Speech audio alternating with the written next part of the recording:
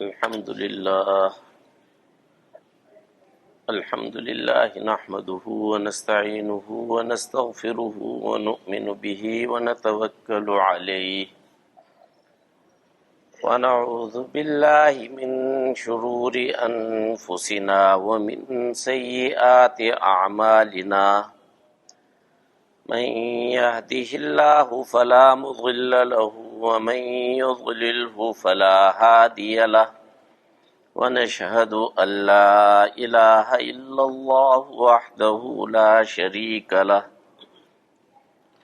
ونشهد أن سيدنا ومولانا محمدا عبده ورسوله صلى الله تعالى عليه وعلى آله وأصحابه وبارك وسلم تسليما كثيرا. أعوذ بالله من الشيطان الرجيم. بسم الله الرحمن الرحيم. مثلهم كمثل الذي استوقد نارا فلما أضاءت ما حوله ذهب الله بنورهم وتركهم في ظلمات لا يبصرون. صم بكم عمي فهم لا يرجعون. أو كصيب من السماء فيه ظلمات ورعد وبرق يجعلون أصابعهم في آذانهم من الصواعق حذر الموت والله محيط بالكافرين. يكاد البرق يخطف أبصارهم كلما أضاء لهم مشوا فيه وإذا أظلم عليهم قاموا ولو شاء الله لذهب بسمعهم وأبصارهم إن الله على كل شيء قدير. بزرگان محترم، برادران عزیز، ان 4 آیتوں میں اللہ سبحانہ و تعالی نے منافقین یہود کی 2 مثالیں بیان کی ہیں. بار بار ایک بات کو دہرانا اچھا تو نہیں لگتا، لیکن اس لیے دہرانا پڑتا ہے تاکہ ہمارا سبق سے رابطہ جڑا رہے، بات سمجھ میں آتی رہے. وہ یہ کہ سورہ بقرہ میں جن منافقین کا تذکرہ ہے، اس سے مراد یہود کے منافقین ہیں، اور زیادہ آسان کہنا چاہیں تو یہ کہہ لیجئے یہود کے منافق علماء، ان کی یہ 2 مثالیں دی جا رہی ہیں. اور جو منافقین یہود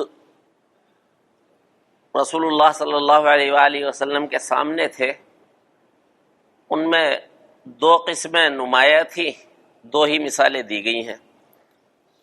کچھ تو وہ تھے کہ اوپر سے چاہے کتنا بھی شیریں لہجہ اور کتنا بھی اپنے آپ کو روشن خیال ثابت کرتے ہوں، اندر سے کٹے بالکل سخت کافر اور بالکل بھی نہ ماننے والے، جیسے حیی ابن اخطب ہے یا جیسے کعب ابن اشرف ہے. یہ تو بہرحال سرداران میں سے تھے، انہوں نے تو کبھی زبان سے بھی لگی لپٹی نہیں رکھی، لیکن جو لگی لپٹی رکھنے والے تھے اور منافقانہ طرز عمل اپنانے والے تھے، ان میں سے بھی کچھ ایسے تھے جو اندر سے اتنے ہی کٹر اور اتنے ہی سخت تھے جتنے کعب ابن اشرف یا حیی ابن اخطب سردار تھے. اور منافقین کی دوسری قسم ایسے یہودیوں پر مشتمل تھی کہ وہ ہمیشہ تذبذب میں رہتے تھے. قرآن نے ایک مقام پر فرمایا لا الہ الا ولا الہ الا. ان کا کبھی کبھی جی چاہتا بھی تھا کہ ہمیں اسلام لے آنا چاہیے. رسول اللہ صلی اللہ علیہ وآلہ وسلم کی باتیں سنتے تھے تو تھوڑی سی دیر کو ہی صحیح، لیکن ان کے دل میں جوش اٹھتا تھا کہ مسلمان ہو جانا چاہیے، واقعی سچا راستہ تو یہ ہے۔ حدیث کی کتابوں میں ابو یاسر ابن اخطب نام کے ایک عالم کا ذکر آتا ہے، یہودی عالم، اور عجیب بات یہ ہے ام المؤمنین حضرت صفیہ رضی اللہ تعالی عنہ کے یہ سگے چچا تھے، اور ان صاحب کا معاملہ یہ تھا کہ جب انہوں نے رسول اللہ صلی اللہ علیہ وآلہ وسلم سے گفتگو کی اور آپ کی باتیں سنی تو اتنے متاثر ہوئے کہ اپنے لوگوں میں گئے اور وہاں جا کر انہوں نے یہودیوں کو جمع کیا اور کہا کہ اے قوم یہود، ہمیں مسلمان ہونا چاہیے۔ کیسا سعادت مند لمحہ تھا جو اس شخص کے پاس آیا تھا کہ اس کے دل میں خیال آیا اور اس نے یہودی قوم کو جمع کیا اور کہا کہ ہمیں مسلمان ہونا چاہیے۔ لیکن جب اس نے دوسروں کی آوازیں سنی، کیا کہہ رہے ہو کیا کہہ رہے ہو، تو یہ خود بھی اسی طرف بہہ گئے اور ایمان سے محروم ہی رہے۔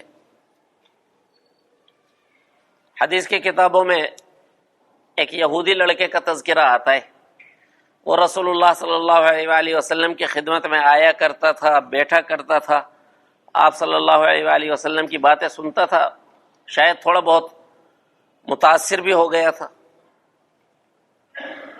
پھر وہ بیمار ہوا اور ایسا شدید بیمار ہوا کہ زندہ بچنے کی کوئی امید نہ رہی۔ رسول اللہ صلی اللہ علیہ وآلہ وسلم اس کی عیادت کے لیے اس کے گھر تشریف لے گئے۔ دیکھیے، دعوت کو نرم اور ٹھنڈے ماحول کی ضرورت ہوتی ہے۔ محاذ آرائی، ضد اور مناظرے کے ماحول میں دعوت کا کام نہیں چلتا۔ رسول اللہ صلی اللہ علیہ وآلہ وسلم کا یہودیوں کے ساتھ بہت عرصے تک معاملہ یہ رہا ہے کہ یہودی لڑکا بیمار ہے، رسول اللہ صلی اللہ علیہ وآلہ وسلم عیادت کے لیے گئے اس کے گھر، وہاں جا کر رسول اللہ صلی اللہ علیہ وآلہ وسلم نے اس لڑکے سے بیمار پرسی کی، عیادت کی، پھر اس کے سر پر ہاتھ رکھا اور فرمایا کہ کلمہ پڑھ لو۔ لڑکے نے اپنے والد کی طرف دیکھا اور والد کو یہ احساس ہو چکا تھا کہ میرا بیٹا جانے والا ہے۔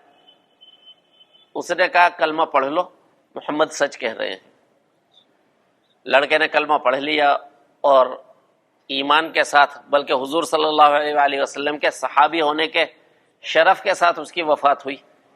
لیکن باپ مسلمان نہیں ہوا، جس نے بیٹے کو مسلمان کیا وہ خود مسلمان نہیں ہوا۔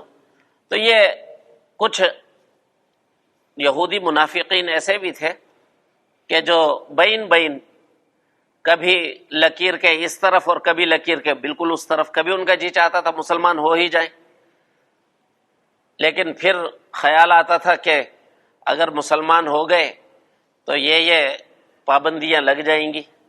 اقبال کا شعر ہے، فارسی میں ہے، بہت اچھا شعر، کہتا ہے چمی گویم مسلمانم بلرزم کہ دانم مشکلات لا الہ، کہ جب میں کہتا ہوں نا میں مسلمان ہوں تو کپ کپانے لگتا ہوں، کیونکہ لا الہ الا اللہ کی مشکلات کا مجھے پتہ ہے۔ تو یہی ان یہودیوں کا حال تھا، مسلمان ہونا تو چاہتے تھے لیکن جب ان مشکلات کو سوچتے تو لرزنے لگتے، 2 قدم آگے بڑھے تھے، 2 قدم پیچھے ہٹ گئے۔ نفاق کا لفظ اصل میں استعمال ہوتا ہے گوہ کے بل کے لیے۔ گوہ ایک جانور ہے، چالاک سا جانور، وہ اپنا جو بل بناتا ہے تو اس بل کے دونوں طرف دروازے رکھتا ہے، 2 طرف سے نکلنے کا راستہ رکھتا ہے کہ اگر اس طرف کا راستہ بند بھی ہو گیا تو دوسری طرف سے نکل جاؤں گا۔ منافق کو منافق اسی وجہ سے کہتے ہیں کہ یہ بھی 2 کشتیوں کا مسافر ہوتا ہے اور دونوں طرف اپنے رابطے استوار رکھتا ہے کہ اگر یہ جیتے تو ان کے ساتھ ہو جاؤں گا اور اگر وہ جیتے تو ان کے ساتھ ہو جاؤں گا۔ اللہ سبحانہ و تعالی نے یہ جو 2 مثالیں دی ہیں، یہ دونوں مثالیں یہود کے ان علماء پر جن کو سورہ بقرہ میں منافق قرار دیا گیا، انہی پر صادق آتی ہیں. لیکن پھر ان منافقین کی بھی دو قسمیں، کچھ وہ کہ جن کے دلوں میں حسد تھا اور پکا کفر تھا، اور کچھ وہ کہ جن کے دلوں میں شک تھا لیکن پکا کفر نہیں تھا. دیکھیے پہلی مثال جو دی اللہ سبحانہ و تعالی نے، وہ دی ان منافقوں کی جو درون خانہ کٹر یہودی تھے. فرمایا مثلہم کمثل الذی استوقد نارا، ان لوگوں کی مثال اس شخص کی سی ہے جس نے آگ روشن کی. فلما اضاءت ما حولہ ذہب اللہ بنورہم، جب آگ نے ارد گرد کے سارے ماحول کو روشن کر دیا تو اب اللہ سبحانہ و تعالی نے ان کی بینائی اچک لی. وترکہم فی ظلمات، اور ان کو چھوڑ دیا اندھیروں میں. لا یبصرون، کچھ نہیں دیکھ پاتے. صم بکم عمی فہم لا یرجعون، بہرے ہیں، گونگے ہیں، اندھے ہیں، سو یہ واپس بھی نہیں پلٹ سکتے. پیچھے جب پکے کافروں کا ذکر کیا تھا تو وہاں فرمایا تھا ختم اللہ علی قلوبہم وعلی سمعہم وعلی ابصارہم غشاوہ، اللہ نے مہر لگا دی ہے ان کے دلوں پر اور ان کے کانوں پر اور ان کی آنکھوں پر پردہ ہے. یہاں ان کے لیے کہا صم بکم عمی فہم لا یرجعون، بہرے ہیں، گونگے ہیں، اندھے ہیں، فہم لا یرجعون، سو یہ واپس نہ پلٹیں گے، واپس پلٹ ہی نہیں پائیں گے. یہاں دو باتیں سمجھ لیں گے پھر انشاءاللہ بات سمجھ میں آئے گی. پہلی بات تو یہ کہ مثلہم، ان کی مثال، مثال کس کو کہتے ہیں؟ دو لفظ ہیں. ایک لفظ ہے تشبیہ، جیسے ہم کہیں زید شیر کی طرح ہے، یا جس طرح سے ہم کہیں کہ یہ درخت تو کسی پہاڑ کی طرح ہے. یہ ہے تشبیہ، ایک چیز کو ایک چیز کے ساتھ ملایا جاتا ہے. اور مثال کہتے ہیں ایک منظر کو ایک منظر کے ساتھ ملانا. اگر آپ نے ایک چیز کو ایک چیز کے ساتھ ملایا ہے تو یہ تشبیہ ہے، اور ایک منظر کو آپ نے ایک منظر کے ساتھ ملایا ہے تو یہ مثال ہے. مثال کے اندر ہر چیز کا دوسری چیز کے بالکل مقابل ہونا ضروری نہیں ہوتا، لیکن مجموعی منظر کے مقابل ایک جیسا ہونا ضروری ہوتا ہے. مثال دینے کے بہت فائدے ہیں. سب سے اہم فائدہ اس کا یہ ہے کہ بات آسان ہو کر سمجھ میں آ جاتی ہے. اگر کسی چیز کو دلائل کے ساتھ سمجھایا جائے تو ہر شخص کا ذہنی لیول اتنا نہیں ہوتا کہ وہ دلائل کو سمجھ سکے، لیکن مثال اور کہانی کی صورت میں اگر کسی کے سامنے بات پیش کر دی جائے تو وہ بات اس کو آسانی سے سمجھ میں آ جاتی ہے.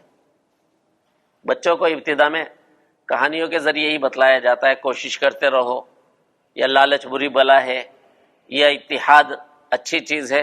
یہ ساری باتیں بتلانے کے لیے کہانیوں کی مدد کیوں لی جاتی ہے؟ اس لیے کہ بات سمجھ میں آ جاتی ہے. یہاں ان یہودیوں کا حال بتلانے کے لیے بھی ایک مثال ہی پیش کی گئی ہے. فرمایا ان کی مثال ایسے ہے جیسے کوئی شخص رات کے گھٹا ٹوپ اندھیرے میں آگ جلائے تاکہ ارد گرد دیکھ سکے، ماحول نظر آ سکے.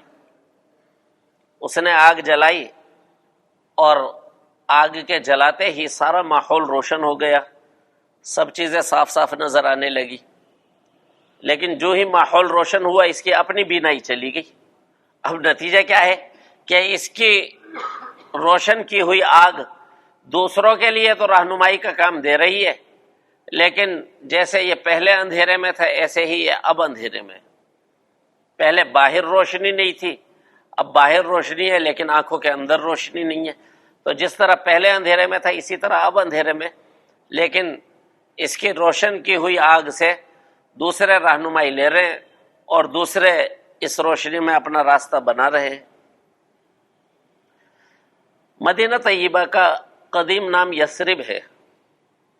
رسول اللہ صلی اللہ علیہ وآلہ وسلم جب مدینہ طیبہ تشریف لائے تو یہاں دو قومیں آباد تھیں، عرب جنہیں انصار کہتے ہیں، اور یہودی، لیکن ان میں بھی جو قدیم آباد تھے اس مقام پر وہ یہودی تھے۔ بخت نصر اور بخت نصر کے بعد رومی ترکتازیوں نے یہودیوں کی حکومت تو غائب ہی کر دی تھی، اور ان کا عروج اور ان کی سلطنت سب کچھ ختم ہو گئی تھی، لیکن اس کے ساتھ ساتھ وہ علاقے محفوظ بھی نہ رہے تھے۔ ہر نیا حملہ آور آتا اور انہیں مشق ستم بناتا۔ تو جو کچھ شروع کے یہودی علماء تھے وہ اپنی کتابوں میں دیکھ چکے تھے کہ نبی آخر الزمان نے اس سرزمین میں مبعوث ہونا ہے، تو انہوں نے اپنے چند خاندان لیے اور کھجوروں کی سرزمین میں یعنی مدینہ طیبہ میں آ کر بس گئے۔ یہ یہاں کیوں آ کر بسے تھے؟ اس لیے کہ انہیں اپنی کتابوں میں یہ لکھا ہوا ملا تھا کہ نبی آخر الزمان یہاں مبعوث ہوں گے۔ قرآن نے کئی مقام پر یہ بات بیان کی ہے کہ انہیں حضور صلی اللہ علیہ وآلہ وسلم کا پورا تعارف صدیوں سے حاصل تھا۔ ان کے لیے رسول اللہ صلی اللہ علیہ وآلہ وسلم اجنبی ہرگز نہ تھے۔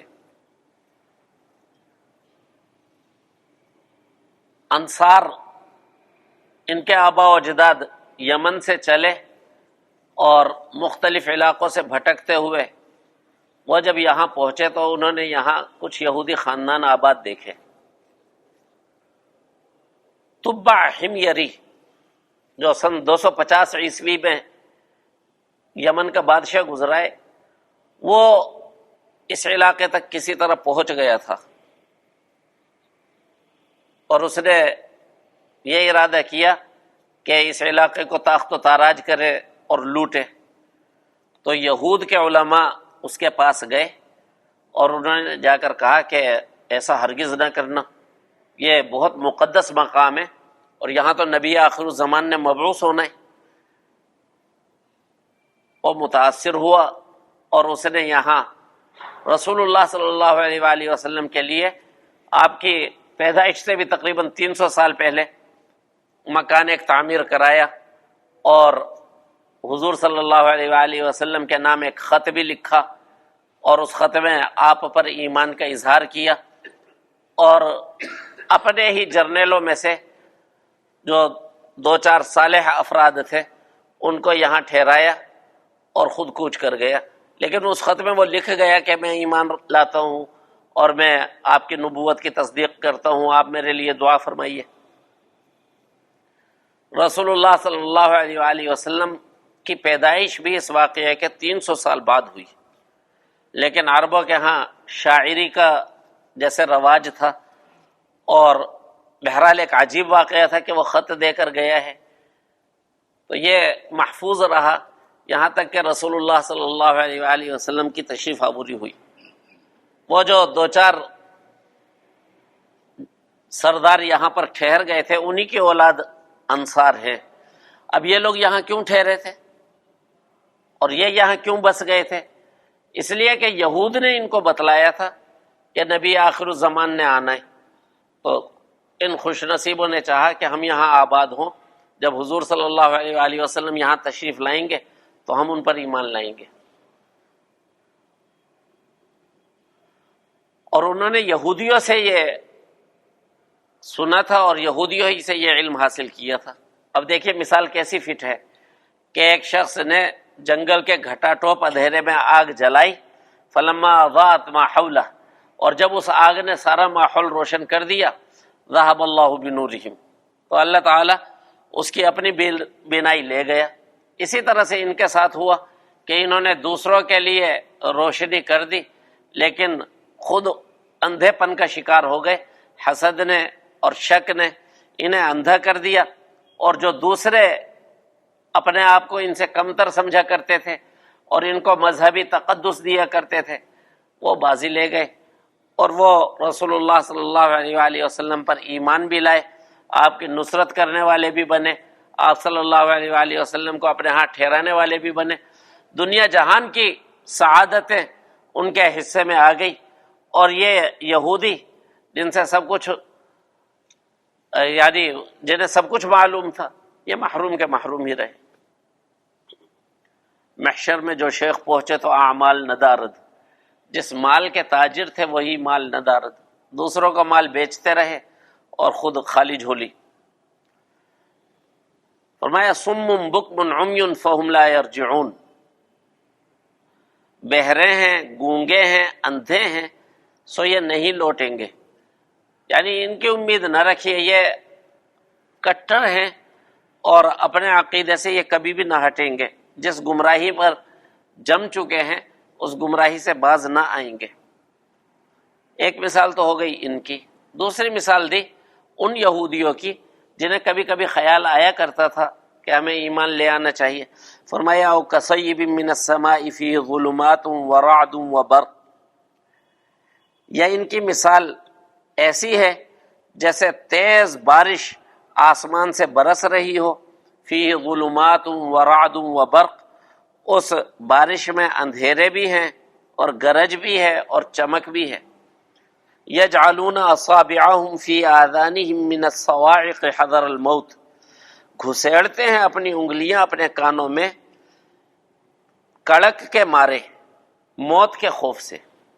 ذرا یہاں تھوڑا سا ترجمہ سن لیجئے، وہ یہ کہ لفظ تو عجیب سا ہے اور دیہاتی سا لفظ ہے، لیکن معنی پورا سمجھانے کے لیے یہی لفظ مناسب ہے۔ میں نے یجعلون کا ترجمہ کیا ہے گھسیڑنا۔ اصل میں عربی زبان بہت زیادہ بلاغت والی زبان ہے۔ پورے کے لیے ان کے ہاں لفظ ہوتا ہے انامل کا، اور انسان جب کوئی بات سننا نہیں چاہتا تو وہ اپنے کانوں میں اپنے پورے گھسے آتا ہے، پورے داخل کرتا ہے۔ تو مقام کا تقاضا تو یہ تھا کہ فرمایا جاتا ہے یجعلون اناملہم فی آذانہم، کیونکہ پورے داخل کیے جاتے ہیں، انگلیاں کانوں میں داخل نہیں کی جاتی، لیکن فرمایا یجعلون اصابعہم، یہ اپنی پوری انگلیاں رکھ دیتے ہیں اپنے کانوں میں۔ جب آدمی کسی بات کو نہ سننا چاہے تو وہ اچھی طرح سے انگلیاں گھسانا چاہتا ہے، حالانکہ پھر بھی پورے ہی گھس پاتے ہیں، پوری انگلیاں کانوں کے اندر نہیں جا پاتی، لیکن کوشش یہی ہوتی ہے۔ اسی کو میں نے تعبیر کیا گھسیڑتے ہیں وہ اپنی انگلیاں اپنے کانوں میں، من الصواعق، بجلیوں کی کڑک سے ڈر کر، حذر الموت، موت کے خوف سے، واللہ محیط بالکافرین، اور اللہ چاروں طرف سے گھیرنے والا ہے کافروں کو۔ یکاد البرق یخطف ابصارہم، قریب ہے کہ بجلی ان کی نگاہیں اچک لے، کلما اضاء لہم مشوا فیہ، جب کبھی ان کے لیے تھوڑی سی روشنی ہوتی ہے تو اس میں چلنے لگتے ہیں، وَإِذَا أَظْلَمَ عَلَيْهِمْ قَامُوا، اور جو ہی ان پر اندھیرا چھاتا ہے کھڑے ہو جاتے ہیں۔ وَلَوْ شَاءَ اللَّهُ لَذَهَبَ بِسَمْعِهِمْ وَأَبْصَارِهِمْ، اور اگر اللہ چاہتا تو ان کے کانوں کو اور ان کی آنکھوں کو ختم کر دیتا۔ ان اللہ علی کل شیء قدیر، بے شک اللہ ہر چیز پر قادر ہے۔ یہاں فرمایا ہے اگر اللہ چاہتا تو ان کے کانوں کو اور ان کی آنکھوں کو ختم کر دیتا۔ معلوم ہوا ان کے کان اور ان کی آنکھیں ابھی ختم نہیں کی گئی۔ جو پہلی مثال والے ہیں ان کو کہا گیا صم بکم عمی، بہرے ہیں، گونگے، اندھے، یعنی ان کی صلاحیتیں تو ختم ہو چکی ہیں، لیکن جو دوسری مثال والے ان کے بارے میں فرمایا کہ اگر اللہ چاہتا تو ان کی نگاہیں اور ان کے کان ختم کر دیتا، یعنی ان کی صلاحیتیں ابھی ختم نہیں ہوئی، ان کی صلاحیتیں باقی ہیں۔ اب اس مثال کو سمجھیے، فرمایا او کصیب من السماء، جیسے موسلا دھار بارش آسمان سے برس رہی ہو۔ یہ کیا ہے موسلا دھار بارش؟ یہ ہے قرآن، قرآن مبین، قرآن مبارک۔ اس کو اللہ سبحانہ و تعالی نے فرمایا ہے آسمان سے موسلا دھار بارش، فیہ ظلمات، اور اس بارش میں اندھیرے بھی ہیں۔ اندھیرے سے مراد کیا ہے؟ اندھیرے سے مراد ہے شریعت کی پابندیاں یا دین اسلام قبول کرنے کی وجہ سے جو مشکلات پیش آتی ہیں، جن کے بارے میں نے ابھی عرض کیا، لا الہ الا اللہ کی مشکلات، یہ اندھیرے ہیں۔ ورعد، اور اس میں گرج بھی ہے۔ گرج سے کیا مراد ہے؟ گرج سے مراد ہے اللہ سبحانہ و تعالی کی دھمکیاں، وعیدیں، جو آخرت کا عذاب بتلایا جا رہا ہے۔ اندھیرے سے مراد ہے دنیا کی مشکلات جو مسلمان ہونے پر ہوں گی، اور رعد گرج سے مراد ہے آخرت کا عذاب جو کافر رہنے پر ہوگا۔ وہ برق اور بجلیاں ہیں، بجلیوں سے مراد ہیں قرآن پاک کی آیات بینات، واضح آیات، ناقابل تردید دلائل۔ یجعلون اصابعهم فی آذانہم من الصواعق، جب یہ دلائل کی بجلیاں اور آیات بینات کی چمک ان کی آنکھوں کو خیرہ کرتی ہے اور ان کے کانوں میں ان کی کڑک پڑتی ہے، یجعلون اصابعهم فی آذانہم، تو یہ اپنی انگلیاں گھسانے لگتے ہیں اپنے کانوں میں، حذر الموت، موت کے ڈر سے۔ موت کیا ہے؟ موت ہے ان کے لیے دین اسلام قبول کرنا۔ یعنی جب قرآن اپنی تمام تر برق پاشیوں کے ساتھ ان کے سامنے آتا ہے اور دلائل ان کا دل دہلانے لگتے ہیں اور وعیدیں انہیں پکڑنے لگتی ہیں، دوسری طرف دنیا کی مشکلات بھی نظر آنے لگتی ہیں، تو تذبذب کا شکار ہوتے ہیں اور اس وقت میں یہ چاہتے ہیں کہ ان باتوں کو سنیں ہی نہیں، غافل ہو جائیں، بالکل بچنا چاہتے ہیں۔ واللہ محیط بالکافرین، فرمایا کیسے بچیں گے؟ اللہ چاروں طرف سے گھیرے ہوئے کافروں کو۔ یکاد البرق یخطف ابصارہم، فرمایا ہدایت کی بجلیاں ان کے سامنے یوں چمک رہی ہیں گویا کہ ابھی اچک لیں گی ان کی نگاہوں کو، کہ ان کی ساری چال بازیاں دھری کی دھری رہ جائیں گی اور قرآن پاک کے واضح آیات ان پر غالب آ جائیں گی۔ کلما اضاء لهم مشوا فیہ، جب کبھی ان کے لیے تھوڑی سی روشنی ہوتی ہے تو اس میں چلنے لگتے ہیں۔ تھوڑی سی روشنی کیا؟ جب انہیں مسلمان بڑھتے اور جیتتے نظر آتے ہیں تو پھر دین اسلام کی طرف مائل ہونے لگتے ہیں کہ ہاں اب مسلمان ہو جائیں تو ہمارا کوئی دنیاوی نقصان نہیں ہوگا۔ وَإِذَا أَظْلَمَ عَلَيْهِمْ قَامُوا، اور جو ہی ان پر اندھیرا ہو تو کھڑے ہو جاتے ہیں۔ اندھیرا کیا؟ کہ مسلمانوں کو شکست ہو جائے یا مسلمانوں کو کوئی سخت واقعہ پیش آ جائے تو اب انہیں لگتا ہے کہ نہیں مسلمان تو کمزور ہیں، پھر کھڑے رہ جاتے ہیں۔ اچھا، یہ حال اللہ معاف فرمائے آج کے مسلمان کا ہے۔ اگر اسے دنیاوی ترقیاں مل رہی ہوں نا تو پھر تو وہ کہتا ہے کہ ہاں جی مجھے شریعت کے احکامات پہ عمل کرنے کا بڑا فائدہ ہوا۔ لیکن جہاں شریعت کی قید سامنے آ جائے اور اسے یہ لگے کہ نہیں یہاں اگر میں نے شریعت کے حکم پہ عمل کیا تو میرا نقصان ہو جائے گا، پھر چلنا چھوڑ دیتا ہے، رک کے کھڑا ہو جاتا ہے۔ اور کچھ ہوتے ہیں مزے کے عاشق، نماز پڑھتے ہیں کیونکہ نماز میں مزہ آ رہا ہے، روزہ رکھتے ہیں کیونکہ روزے میں مزہ آ رہا ہے، پھر جب مزہ آنا بند ہو جاتا ہے پھر آتے ہیں کہتے ہیں مزہ پہلے بہت آتا تھا نماز میں، اب نماز میں مزہ نہیں آتا۔ ایک دوست ہمارے سے ملنے کے لیے آئے، کہنے لگے مولوی صاحب کیا بتلاؤں میں کیا تھا، بزرگوں کے ساتھ میرا بہت تعلق بنا ہوا تھا، حکیم اختر صاحب کے پاس میں جایا کرتا تھا، جماعت میں جڑا کرتا تھا، لیکن ہوا کیا، بس وہ مزہ آنا ختم ہو گیا، اس کے بعد میں پریشان ہوں، اب دیکھ لو میرا حال کیا ہے۔ پھر ایک بار آئے، کہنے لگے دیکھ تو رہے ہو میرا کیا حال ہے، یہ حال ہوا پڑا ہے میرا، دعا کرو میرے لیے۔ اللہ معاف فرمائے، یہ تو یہودیوں کی، اور یہودیوں میں بھی جو بدترین منافق یہودی ہیں ان کی خصلت بیان کی جا رہی ہے کہ جب وہ روشنی ہوتی دیکھتے ہیں تو لپکنے لگتے ہیں، اور جو ہی اندھیرا چھاتا ہے تو پھر کھڑے رہ جاتے ہیں۔ جب دین اسلام ترقی کرتا نظر آتا ہے تو پھر دین اسلام کی طرف آتے ہیں، جیتی ہوئی ٹیم میں شامل ہونا چاہتے ہیں۔ وَإِذَا أَظْلَمَ عَلَيْهِمْ قَامُوا، اور جب کوئی امتحان آ جائے، جب کوئی سخت موقع آ جائے تو پھر پیچھے ہٹنے لگتے ہیں۔ وَلَوْ شَاءَ اللَّهُ لَذَهَبَ بِسَمْعِهِمْ وَأَبْصَارِهِمْ، اللہ کا احسان ہے کہ اللہ نے اب تک ان کی صلاحیتوں کو باقی رکھا ہوا ہے، اگر اللہ چاہتا تو ختم کر دیتا ان کے سماعتوں کو اور ان کی بصارتوں کو۔ ان اللہ علی کل شیء قدیر، بے شک اللہ تعالی ہر چیز پر قادر ہے۔ ان آیات میں ہمارے لیے کچھ سبق ہیں۔ ایک تو یہ کہ یہود کے حال سے عبرت حاصل کرنی چاہیے۔ یہودی وہ تھے جن کی وجہ سے انصار مدینہ میں آباد ہوئے، لیکن جب انہوں نے نعمت کی قدر نہیں کی تو نعمت ان سے چھین لی گئی. تو اپنے نور ایمان کی قدر کرنی چاہیے کہ ہدایت کی شمع جو روشن ہے اور جو اللہ سبحانہ و تعالی نے روشنی عطا کی ہوئی ہے تو یہ روشنی برقرار رہے. شکر بھی کرنا چاہیے اور اس نور ایمان کی قدر بھی کرنی چاہیے. دو کام اہتمام کے ساتھ آدمی اگر پوری زندگی کرتا رہے تو انشاءاللہ یہ دو کام مرشد کی طرح رہنمائی کرتے ہیں. جیسے مرشد رہنمائی کرتا ہے اسی طرح یہ دو کام رہنمائی کرتے ہیں. ایک تو عام مسلمانوں کے ساتھ نماز باجماعت 5 وقت میں شرکت، یعنی کہ کوئی خاص مسجد، کوئی خاص نظریہ، کوئی خاص پارٹی، عام مسلمانوں کے ساتھ مسجد کی جماعت میں 5 وقت کی شرکت.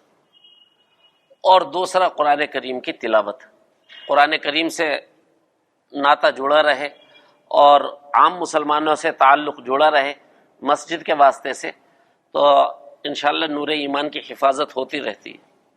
مسجد سے جب تعلق ٹوٹ جاتا ہے یا قرآن جیسے استاد سے تعلق ٹوٹ جاتا ہے تو پھر آدمی کی روشنی بجھنے لگتی ہے. قدر کرنی چاہیے.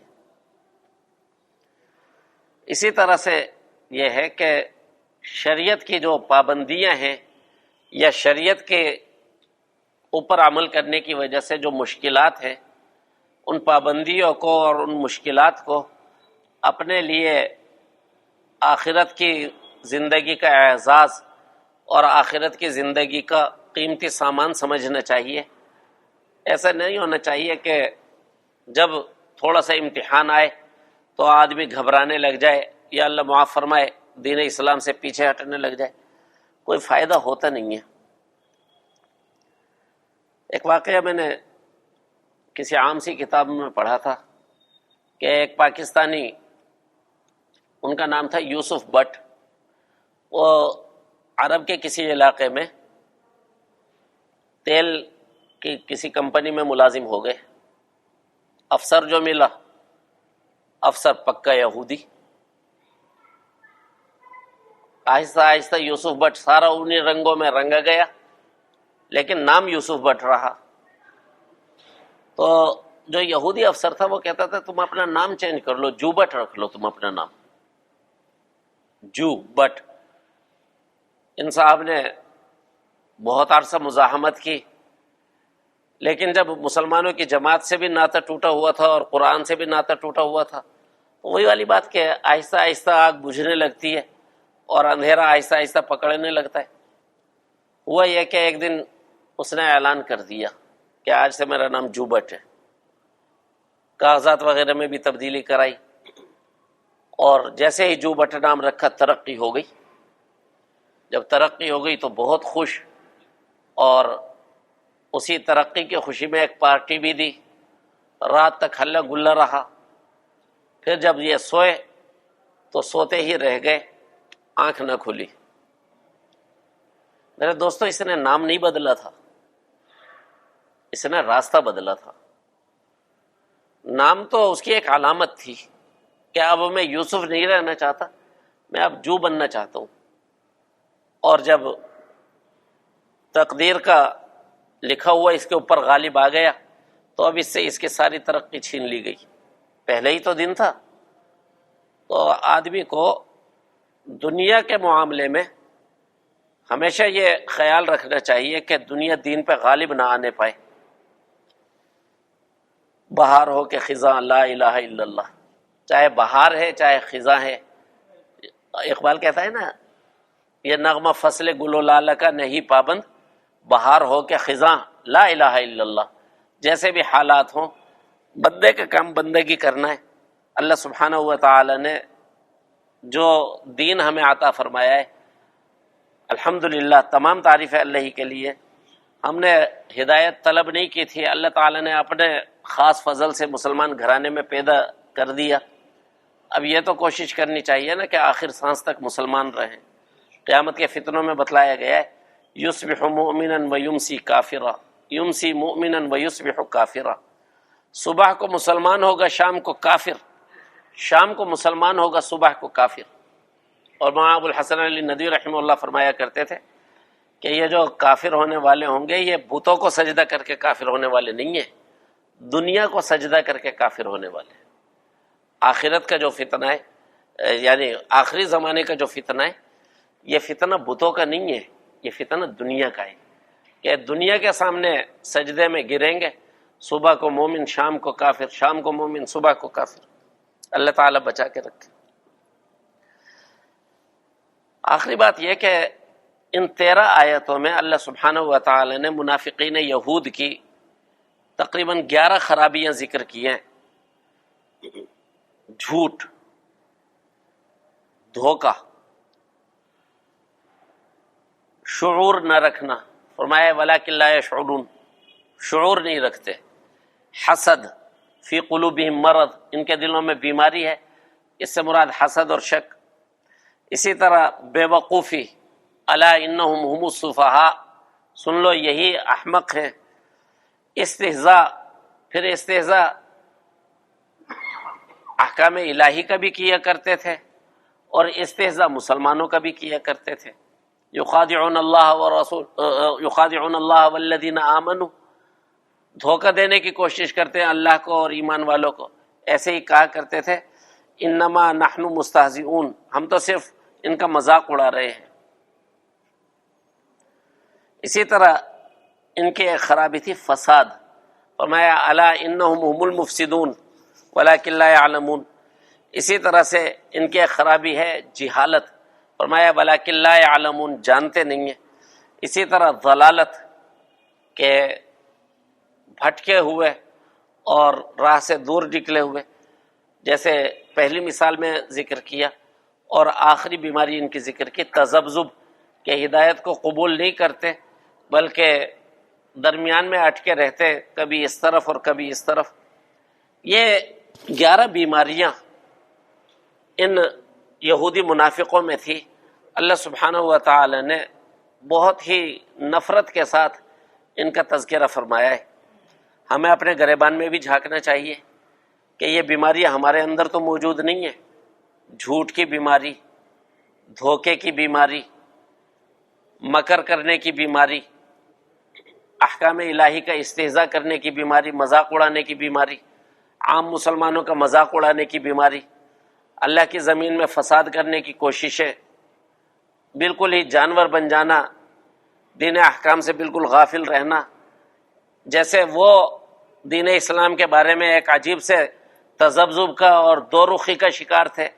کہیں ایسا ہم تو تذبذب اور دو رخی کا شکار نہیں ہیں۔ یہ اصل سبق ہے جو یہاں حاصل کرنے کی کوشش کرنی چاہیے۔ میں نے سورہ بقرہ کے شروع میں بھی ذکر کیا تھا کہ اللہ سبحانہ و تعالی کی بنی اسرائیل سے کوئی رشتہ داری نہیں تھی۔ وہ اسی حماقت میں مبتلا ہوئے کہ شاید ہماری اللہ سے رشتہ داری ہے۔ کہا کرتے تھے نحن ابناء اللہ و احباؤہ، ہم اللہ کے بیٹے ہیں، ہم اللہ کے پیارے ہیں۔ اسی غلط فہمی میں آج کا مسلمان بھی پڑا ہوا ہے۔ وہ کہتا ہے ہم بہترین امت ہیں، ہم حضور صلی اللہ علیہ وآلہ وسلم کے امتی ہیں۔ صرف دعوے کرنے سے کچھ نہیں ہوتا۔ یہود میں یہ بیماریاں تھی، اللہ تعالی نے یہود کو مردود کر دیا، اور اگر یہ بیماریاں مسلمان میں ہوگی تو مسلمان کو بھی ایسے ہی مردود کیا جائے گا۔ نہ بنی اسرائیل اللہ کے بیٹے اور اللہ کے پیارے تھے، نہ مسلمان صرف اپنے نام کی وجہ سے اللہ کے پیارے ہیں۔ اللہ سبحانہ و تعالی ان باتوں میں جو کچھ نور اور ہدایت ہے ہم سب کو عطا فرمائے۔